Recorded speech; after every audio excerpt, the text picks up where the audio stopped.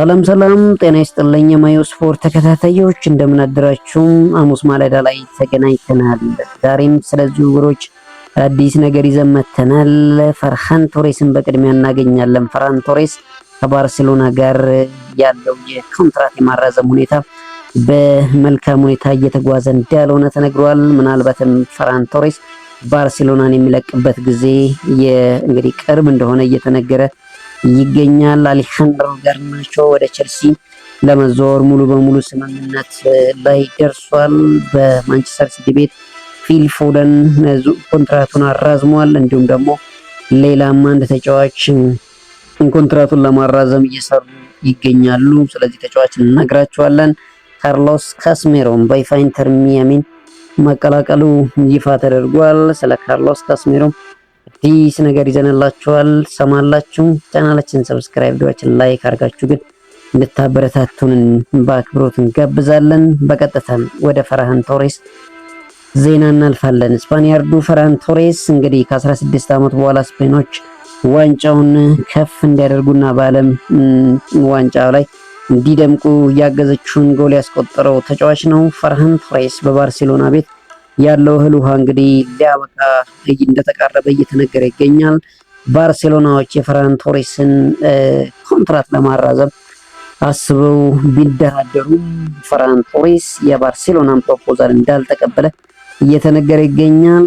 የባርሴሎና ተጫዋች ፈርሃን ቶሬስ በእንግዲህ ክፍያ ሁኔታ እንዲሁም ደግሞ በፕሮጀክት ውስጥ ስላለው ሚና ከሃንሲ ዲተር ፍሊክ ጋር እንዳልተስማሙ ተነግሯል። ይህንን የተመለከቱት ፒኤስጂዎች ይህንን ተጫዋች ወደ ፒኤስጂ ለማስኮብለል እየሰሩ እንዳሉ እየተነገረ ይገኛል። እንደ ኤል ዲ ማርኮ ዘገባ ከሆነ ባርሴሎና የፋይናንሻል አቅሙ እንዲሁም ደግሞ ለልጁ በክለብ ውስጥ ሊሰጠው ያሰበው ሚና ለፈርሃን ቶሬስ ተቀባይነት እንዳላገኘ እየተነገረ ይገኛል። ፈርሃን ቶሬስ የተሻለ ደሞዝ እና እንዲሁም ደግሞ የመጫወቻ ጊዜ በሃንሲ ዲተር ፍሊክ ይፈልጋል። ነገር ግን ሃንሲ ዲተር ፍሊክ ይሄንን ለፈርሃን ቶሬስ ይሰጣሉ ብሎ እንደማያምን ተጫዋቹ ተመልክቷል። በዚህም የተነሳ ምናልባት ፈርሃን ቶሬስ ከካታሎኑ ክለብ የሚለቅበት ጊዜ አሁን መሆኑ እየተነገረ ይገኛል። የፒኤስጂ አሰልጣኝ ሉዊስ ኤንሪኬ የዚህ ተጫዋች አድናቂ መሆናቸው ይታወሳል። በዚህም የተነሳ ምናልባት ፈርሃን ቶሬስ ወደ ፒኤስጂ ሊያመራ የሚችልበት አጋጣሚ እንዳለ እየተነገረ ይገኛል። ፈርሃን ቶሬስ እንግዲህ በባርሴሎና 207 ጨዋታዎችን አድርጎ 65 ጎሎችን አስቆጥሯል። ባለፈው ዓመት ባርሴሎና 3 ዋንጫዎችን ሲያነሳ በ9 ጨዋታ ላይ የተቀየረም ጭምር ገብቶ እንግዲህ በጣም አስደናቂ እንቅስቃሴውን አድርጎ ወደ 21 ጎሎች ላይ ተሳትፎ አድርጓል። ባርሴሎና ነገር ግን ይህንን ድንቅ ተጫዋች የያዘበት መንገድ ለብዙዎች አሳማኝና ማራኪ እንዳልሆነ ተነግሯል። በ2027 ኮንትራቱ ሲጠናቀቅ ይህ ተጫዋች ባርሴሎና ለቀው ይሄዳል እየተባለ ይገኛል። እንግዲህ በ50 እስከ 55 ሚሊዮን ፓውንድ የሚገመተው ፈርሃን ቶሬስ ምናልባትም ፒኤስጂን የሚቀላቀል ይሆናል ተብሏል። ባርሴሎናዎች ጁሊያን አልቫሬዝን ለማምጣት ፈንድ ይፈልጋሉ። በዚህ ምክንያት ይህን ተጫዋች መልቀቅ የሚወርጣሉ ተብሎ ይታሰባል። እንግዲህ ፒኤስጂ በሉዊስ ኤንሪኬ እየተመራ ይህንን ተጫዋችም ወደ ክለቡ ለማምጣት ይሰራል ተብሎ ይታሰባል። ነገር ግን የእንግሊዝ ፕሪሚየር ሊግ ክለቦችም የተጫዋቹ አድናቂ መሆናቸው ተነግሯል። በተለይ ሊቨርፑል እና አስቶን ቪላ በቀጥታ ወደዚህ ተጫዋች ዝውውር ሊገቡ እንደሚችሉ እና ሁኔታውን በቅርበት እየተከታተሉት እንዳሉ ተነግሯል። ሊቨርፑል አንድም የተጫዋቹ ዋጋ እና የተጫዋቹ ቨርሳታይል መሆን ሊቨርፑሎችን ወደዚህ ዝውውር ይገባሉ ተብሎ እንደሚጠበቅ ተነግሯል። ሌላው አስቶን ቪላ ነው። አስቶን ቪላም ይሄንን ተጫዋች ይፈልገዋል። አስቶን ቪላ የሞርጋን ሮጀርስ ተተኪ ይሆናል ብሎ ስለሚያስብ 50 ሚሊዮን ፓውንድ የሚጠየቀውም ከፍሎ ለማምጣት ፍላጎት እንዳለው እየተነገረ ይገኛል። እንግዲህ የአስቶን ቪላ አሰልጣኝ ኡናይ ኤመሪ የዚህ ተጫዋች አድናቂ መሆናቸው ተነግሯል። እንግዲህ ፓሪስ ሴን ጀርሜን፣ ሊቨርፑል፣ አስቶን ቪላ ወይስ ደግሞ በዛው በባርሴሎና ይቆያል የሚለው በጉጉት የሚጠበቀው ጉዳይ ነው። ከምንም በላይ ግን ቀዳሚ ላይ የተቀመጠው እንግዲህ ፒኤስጂ እንደሆነ እየተነገረ ይገኛል። ፒኤስጂ ለዚህ ተጫዋች የ2031 ድረስ የሚያቆየውን ኮንትራት ለመስጠትም ጭምር ዝግጁነት እንዳለው ተሰምቷል። እንግዲህ ፈርሃን ቶሬስ ኮንትራት ይፈርማል ወይስ ደግሞ ለቆ የት ይገባል የሚለውን ከስር ከስሩ እንግዲህ ገብተን የምነግራችሁ ይሆናል። እዛው ከባርሴሎና ቤት ስንቆይና ላሚን ያማል በዓለም ዋንጫ ሳያውቅ ያደረገው ነገር በረከት ይዞ መጥቷል እየተባለ ይገኛል። በዓለም ዋንጫው ፍጻሜ ጨዋታ ወቅት ላሚን ያማል ሳያውቅ እንግዲህ ያስተዋወቀው ተቋም ተፈላጊነቱ መጨመሩ ተነግሯል። ላሚን ያማል በፍጻሜ ጨዋታም ወቅት በተደጋጋሚ ቲሸርቱን ከፍ ሲያደርግ ይስተዋል ነበር። በወቅቱ ላሚን ያማል የለበሰው የውስጥ ልብስ አርማ በዓለም ቢሊዮን ተመልካቾች እንዲታይ ሆኗል። የያማል ድርጊት እንግዲህ የጀርመኑን ብራንድ 6 ፒኤም በነፃ ከፍጻሜ በኋላ ከፍተኛ ዝናን እንዲያተርፍ ረድቶታል። ከፍጻሜ በኋላ የተቋሙ ምርት ሙሉ ለሙሉ ተሸጦ መጠናቀቁን የጀርመኑ ቢልድ ዘግቧል። እንግዲህ ላሚን ያማል በውስጥ የለበሰው የውስጥ ሱሪ እንግዲህ በከፍተኛ ብር መሸጡ ተነግሯል። ሌላው አስቶን ቪላ እንግዲህ የቼልሲውን ተጫዋች አሌሃንድሮ ገርናቾን ለማስፈረም መስማማቱን ተነግሯል። አስቶን ቪላ አሌሃንድሮ ገርናቾን ከቼልሲ በውሰት ውል ለማስፈረም ነው ከስምምነት እየደረሰው። አስቶን ቪላ ተጫዋቹን የመግዛት ግዴታ ባካተተ የውሰት ውል እንደሚያስፈርሙት ተገልጿል። አሌሃንድሮ ገርናቾ የሕክምና ምርመራውን ለማድረግ ያመራ ሲሆን ሙሉ ቋሚ ሲሆን የ4 ዓመት ኮንትራት ለመፈረም ተስማምቷል። አሌሃንድሮ ገርናቾ ቀጣይ ማረፊያውን እንዲያመቻችም ከክለቡ የቅድመ ውድድር ዝግጅት እንዲለቅ ፈቃድ እንደተሰጠው ጭምር ተነግሯል። እንግዲህ አስቶን ቪላ ገርናቾን በቋሚነት ከማስፈረም ይልቅ የመግዛት ግዴታ ባካተተ ውል ነው ያስፈረመው። ይህ የሆነው አስቶን ቪላ እና ቼልሲ የአውሮፓ እግር ኳስ ማህበር ለማታለል ተመሳጥረው መሆኑ ተነግሯል። የዩኤፋ 2 ክለቦች በ45 ቀናት ውስጥ በቋሚነት ተጫዋቾች ከሸጡ እና ከገዙ እንደ ልውውጥ አድርጎ እንደሚመዘግበው ተነግሯል። አስቶን ቪላ ከቀናት በፊት ሞርጋን ሮጀርስን በ117 ሚሊዮን ፓውንድ መሸጣቸው ይታወሳል። ይህ ማለት አስቶን ቪላ ገርናቾን በቋሚነት ካስፈረሙ ዩኤፋ ሲመዘግበው ከሮጀርስ ሽያጭ ትርፍ ላይ እንደሚቀንስባቸው ተነግሯል። አስቶን ቪላ የገርናቾን ዝውውር ቋሚ ካደረገው ዩኤፋ እንግዲህ ጉዳዩን ሊከታተልና ስለ መጭበርበሩ ሊያጣራ እንደሚችል ተዘግቧል። ይህ እንዳይሆንባቸው እንግዲህ አስቶን ቪላ አሌሃንድሮ ገርናቾን በውሰት ውል ነገር ግን መግዛት ግዴታ ባለው ውል ማስፈረሙን እንግዲህ ይፋ አድርጓል። ሌላው የካርሎስ ካስሜሮ እናገኛለን። እንግዲህ ካርሎስ ካስሜሮ ከማንቸስተር ዩናይትድ በይፋ መሰናበቱ ይታወቃል። ነገር ግን እስካሁን በይፋ ለኢንተር ሚያሚ አልፈረመም። ምንም እንኳን ኢንተር ሚያሚ እንደሚገባ ብናውቅም በይፋ እስካልፈረመ ድረስ አንድ ተጫዋች ፈረመ አንልም። ስለዚህ አሁን ላይ ኢንተር ሚያሚ ካርሎስ ካስሜሮ ማስፈረሙን ግን ይፋ አድርጓል። አሜሪካ ሜጀር ሊግ ሶከር ክለብ ኢንተር ሚያሚ ብራዚላዊ አማካይ ካስሜሮን ማስፈረማቸውን በይፋ እንግዲህ ያሳውቀዋል። ከማንቸስተር ዩናይትድ ጋር በቅርቡ የተለያየው ካርሎ ካስሜሮ ኢንተር ሚያሚን በነፃ ዝውውር ተቀላቅለዋል። ካስሜሮ በኢንተር ሚያሚ የ5 ቁጥር መለያ እንደሚለብስም እንግዲህ ይፋ ተደርጓል። በማንቸስተር ዩናይትድ ቤት ድንቅ እንቅስቃሴ ሲያደርግ የቆየው ካርሎስ ካስሜሮ አሁን እንግዲህ በይፋ የሜጀር ሊግ ሶከሩ ኢንተር ሚያሚን ተቀላቅሏል። እዛም ከሊዮኔል ሜሲ ጋር እንግዲህ ይጫወታል ተብለው ይጠበቃል። ካርሎስ ካስሜሮን ያጣው ማንቸስተር ዩናይትድ እንግዲህ ዩሪ ቲሌማስን ማምጣቱ አይዘነጋም። ሌሎችም ተጫዋቾችን ያመጣል ተብሎ ይጠበቃል። እንግዲህ የምናይ ይሆናል።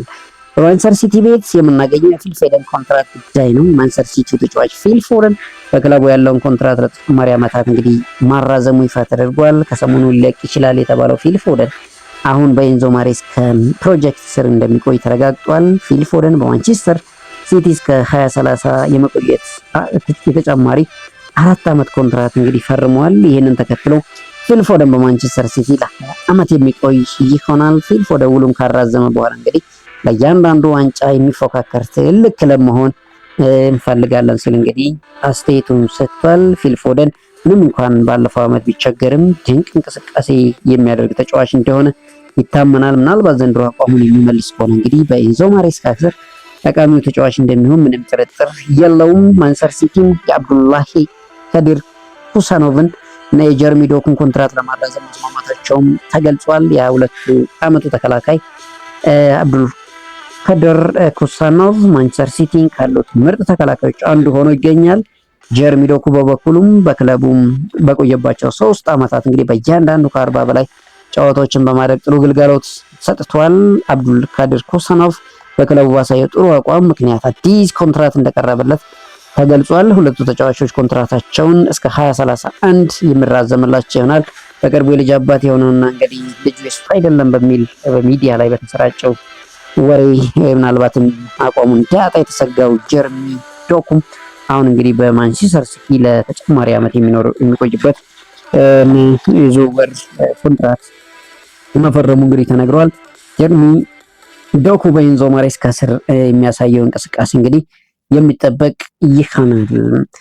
በስፔን አሸናፊነት የተጠናቀቀው የ2026 ዓለም ዋንጫ ውድድር ምርጥ 11 ስብስብ ትላንትና ይፋ ተደርጓል። ከቻምፒዮኑ የስፔን ብሔራዊ ቡድን 3 ተጫዋቾች ተመርጠዋል። እንዲሁም ከፈረንሳይ ብሔራዊ ቡድን 3 ተጫዋቾችም ሊመረጡ ችለዋል። የውድድሩ ምርጥ ወጣት ተጫዋችም ፓው ኩባርሲ በምርጥ ስብስብ ውስጥ ሳይካተት ቀርቷል።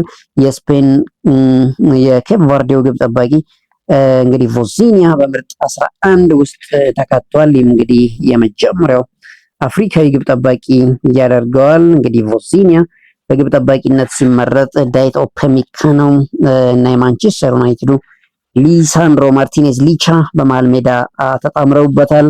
ኮኮሬላ እና ፔድሮ ፖሮ በቀኝና በግራ ክንፍ ተከላካይነት ሲሰለፉ መሃል ሜዳውን እንግዲህ የዓለም ዋንጫው ምርጥ ተጫዋች ሮደሪ፣ ጁድ ቤሊንግሃም እና ማይክል ኦሊሴ በመሃል ሜዳ ላይ ተጣምረውበታል። ፊት ለፊቱን እንግዲህ ሜሲ፣ ኤርሊንግ ብሮት ሃላንድ እና ኪሊያን ምባፔ በጋራ ተጠምረውበታል። እንግዲህ አሰላለፉ 4-3-3 ሆኗል።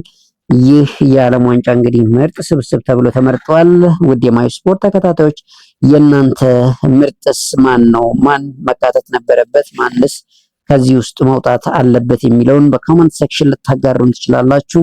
እንግዲህ የመሃል ሜዳው ከተመለከትን ሮደሪ፣ ማይክል ኦሊሴ እና ቤሊንግሃምን ይዟል። ምናልባትም ይህ የመሃል ሜዳ ጥምረት በሪያል ማድሪድ የምናይበት ጊዜ ሩቅ እንዳልሆነ እየተነገረ ይገኛል። ሪያል ማድሪዶች ማይክል ኦሊሴን በጥብቅ እንደሚፈልጉ ይታወቃል። አሁን ወደ ሮደሪ ዝውውርም እንደሚገቡ ተጠብቋል። እንግዲህ ፍሎሬንቲኖ ፔሬዝ ለሮደሪ ዝውውር እንግዲህ አረንጓዴ መብራት እንደሰጡ ተነግሯል። ምናልባትም በማንቸስተር ሲቲ ቤት ኮንትራቱን ያራዝማል ወይስ ደግሞ ማንቸስተር ሲቲ ለቆ ሪያል ማድሪድ ይቀላቀላል የሚለው በጉጉት የሚጠበቀው ሮደሪ እንግዲህ ከማይክል ኦሊሴ እና ቤሊንግሃም ጋር ተጣምረዋል። ከሰሞኑ በሰጠው አስተያየትም እንግዲህ ያንተ ምርጥ ተጫዋች ሲባል ጁድ ቤሊንግሃምን በመሃል ሜዳ ላይ መምረጡ ይታወሳል። አሁንም እንግዲህ ሳምሮላት ከቤሊንግሃም ጎን እና ከኦሊሴ ጋር የሚጫወትበት እድል ሊኖር እንደሚችል እየተነገረ ይገኛል። ያም ሆነ ግን 11 ምርጥ ተጫዋቾች 4-3-3 አሰላለፉ በዚህ መልኩ ወጥቷል። ሌላው የካፍ ፕሬዝዳንት ዶክተር ፓትሪስ ማትሴምፔ የአፍሪካ ዋንጫ ተሳታፊ ቁጥር ሊጨምር እንደሚችል ገልጸዋል። ፕሬዝዳንት ፓትሪስ ማትሴምፔ በሰጡት አስተያየት በቀጣይ ተሳታፊ ቁጥር ከ24 ወደ 28 ከፍ ይላል ሲሉ ተናግረዋል። የ27 አፍሪካ ዋንጫ ውድድር ማጣሪያም ጨዋታዎች እንግዲህ በቀጣይ ከመስከረም ወር ጀምሮ እንደሚካሄዱ ይታወቃል። በምስራቅ አፍሪካ የሚካሄደው የ27 አፍሪካ ዋንጫ ትልቅ ስኬት ይሆናል ሲሉ እንግዲህ ፓትሪክ ሙትሴፔ ተናግረዋል። እንግዲህ የዓለም ዋንጫውን ወደ 64 ተሰድገዋለሁ ሲሉ ጂያኒ ኢንፋንቲኖ መናገራቸው ይታወሳል። አሁን ደግሞ የአፍሪካ ዋንጫ ተሳታፊ ሀገራትን ወደ 28 ማሳደግ አለብን ሲሉ እንግዲህ ፓትሪክ ሙትሴፔ የተናገሩበት ዜና ወጥቷል። እንግዲህ መጨረሻ ይሄ ዜና እውን ሆኖ በ27 የአፍሪካ ዋንጫ 28 ክለቦች ይሳተፋሉ ወይ የሚለው እንግዲህ የምንመለከተው ይሆናል። ሌላው ወደ ሪያል ማድሪድ ስንሄድ እንግዲህ የሎስ ብላንኮቹ ተጫዋች ፌዴሪኮ ቫልቨርዴ ከአሰልጣኝ ጆዜ ሞሪኖ ጋር ለመስራት መጓጓቱን ገልጿል። ይህ ዓመት ዋንጫ የምናሸንፍበትና ደጋፊዎቻችንን ዳግም የምናስደስትበት ነው ያለው ፌዴ ቫልቨርዴ በእኛ እንዲኮሩ እንፈልጋለን ሲል ተናግሯል። ስለወደፊት ቆይታው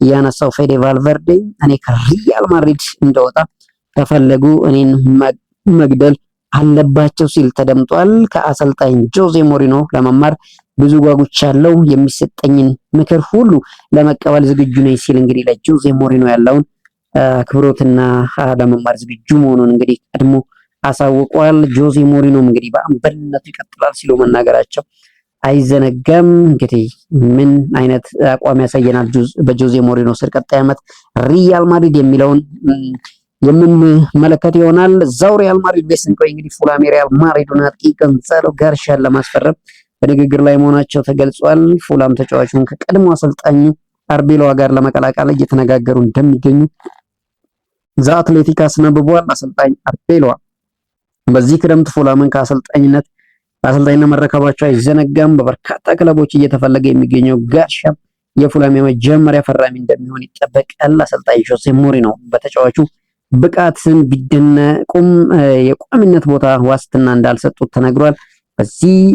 በዚህም እንግዲህ ተጫዋቹ ስለወደፊት ቆይታው በራሱ እንዲወስን እድሉን ተሰጥቶታል ተብሏል። እንግዲህ ጎንዛሎ ጋርሻ እንግዲህ ምናልባትም ፉላምን ተቀላቅሎ ከአሰልጣኝ አርቤሎዋ ጋር ዳግም የሚገናኝበት እድል ሊኖር ይችላል። እንግዲህ ያም ሆነ ይህንን መጨረሻውን የዚህን ዜና መጨረሻ እንግዲህ ማዩ ስፖርት የሚያደርሳችሁ ይሆናል። ሌሎች አጠር ያሉ የዝውውር ዜናዎችን ስንመለከት ብራድሊ ባርኮላ ወደ ሊቨርፑል የሚያደርገው ዝውውር የጊዜ ጉዳይ ካልሆነ በቀር አይቀሬ እንደሆነ እንግዲህ እየተዘገበ ይገኛል። ብራድሊ ባርኮላ የሙሐመድ ሳላ ትክክለኛ ተተኪ ተደርጎ በሊቨርፑል ቤት ይታያል። እንግዲህ አሁን ላይ ሊቨርፑሎች አጠንክረው እየሰሩበት እንዳሉና ብራድሊ ባርኮላ ወደ ሊቨርፑል እንደሚመጣ እርግጠኞች እንደሆኑ ጭምር እየተነገረ ይገኛል። እንግዲህ የዚህ ተጫዋች ፈላጊዎች አርሰናሎችም እንዲሁም ቸልሲዎችም አሉበት።